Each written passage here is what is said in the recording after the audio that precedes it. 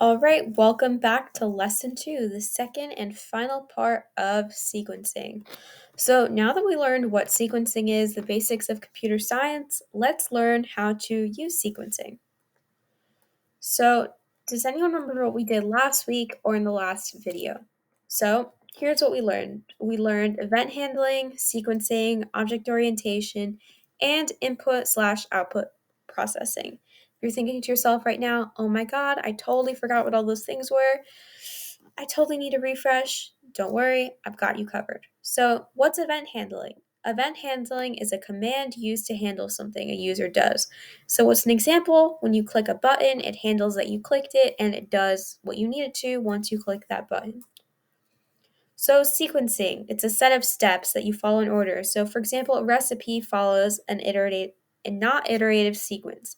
So, it's a principle of algorithmic development, which is not something we've talked about here, but algorithms are basically sort of like the recipes for your computer that tell it how to work.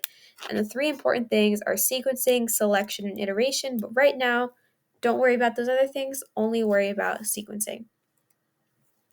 So then object orientations. How can we control specific objects in an app? So what's an example? Well, when the last time we learned how to make a smiley face appear and disappear. So think of us knowing where those objects were and how to control them. We use the object to help fulfill our program's purpose. So input and output processing. How does the computer access and respond to input? So when you click a button, how it responds. So the input is you clicking, the output is the response. So, what are we doing this week? Here is what we're going to do. We're going to create sort of a little profile about yourself. So, there's going to be a name button and a home button. And on your home page, you're going to add a favorite snack, one picture item, and one fun fact. And if you're going to go based off the starter code, see the little instructions left in the comments for a bonus. So the first thing you have to do in any program is design. So my favorite color is purple, and since this is a little bit of an about me program, I am going to use that. So the first thing we needed was a home button. So I know that this is going to be the front page, so I'm just going to call this button the front. And I wanted to say learn more about me. Made a quick typo there.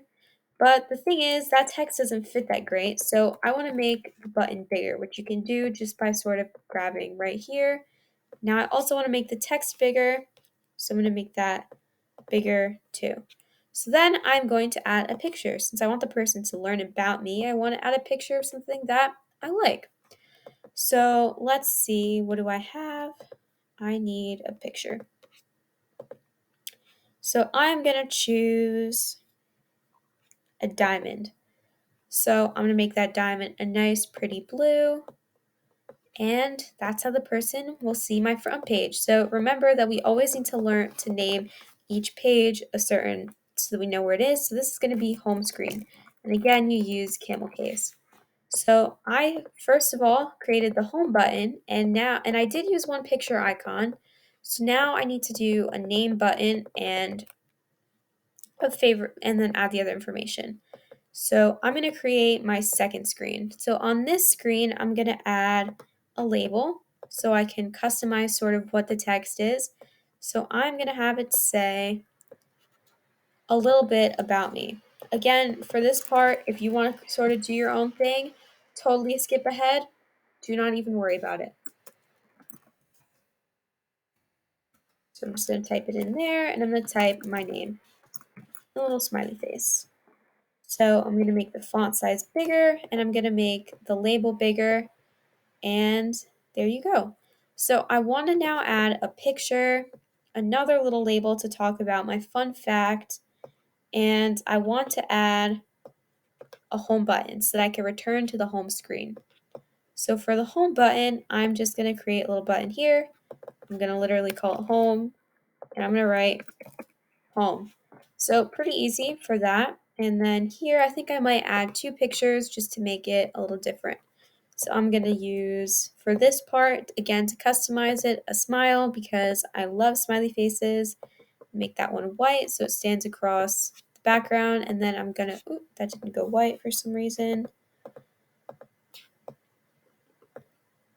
And I'm going to make this icon. Well, there's tons of options, but I think I'm going to make this one the owl because owls are cute. So I'm going to make this owl, I'm going to keep this owl red. So now I did two things. I added a picture icon, I added a home button, and I need to add my favorite snack and one fun fact about me. So I'm just going to call this box fact, and so I'm going to say one fun fact. One fun fact is, one fun fact about me is I really like to code, especially making things about the ocean, since I love the ocean. So that's my fun fact. So now I want to add, you gotta space yourself out a lot for this, maybe too much. You know, it might be easier because I haven't messed with the indentation a while to just make two labels. But the size is still kind of small, so I'm going to make that a lot bigger. And so there's my fun fact. So I'm just going to duplicate this and then use the same formatting to make favorite snack. So my favorite snack is carrots and hummus. Hummus is made of chickpeas and I dip it in carrots. So there's my little bit about me page.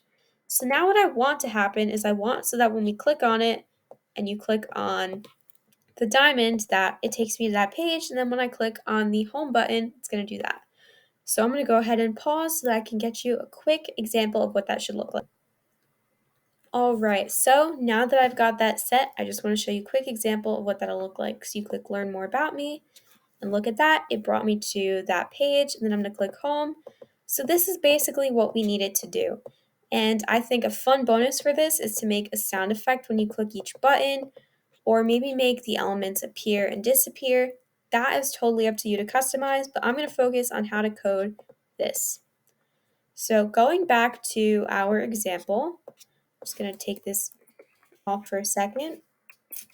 We need to learn to code two things. So we need to use an event handler to set the screen to the second screen. And then we need to use an event handler to bring us back to the home page.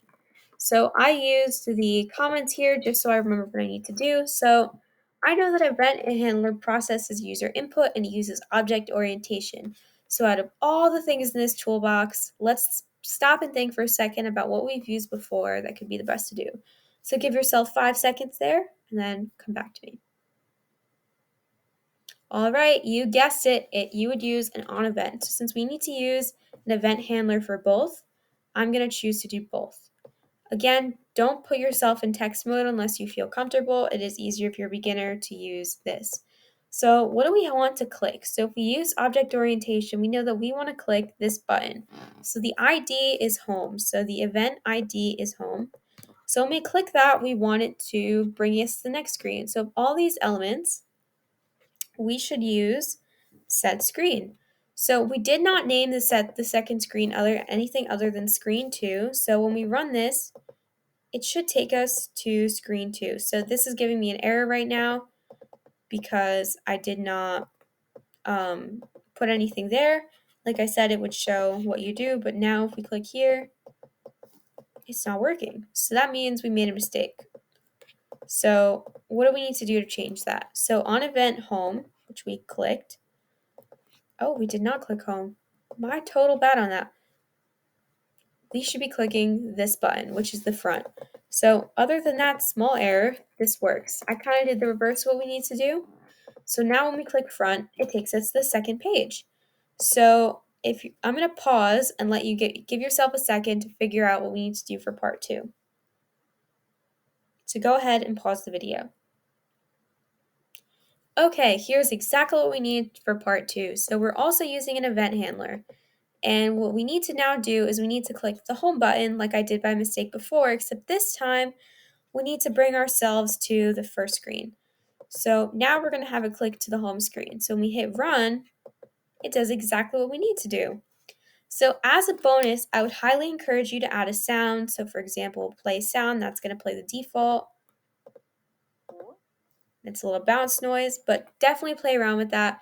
Play around with how you can make this more interactive to you, make multiple pages, totally up to you. But this was a sequence of events. Once we clicked this, it brought us to the other page, and once we clicked this, it brought us back. It followed a sequence. So that was your applications of sequencing. Feel free to check the website for the starter code, the how-tos, and the final example to get yourself started on this project. Good luck, and thanks!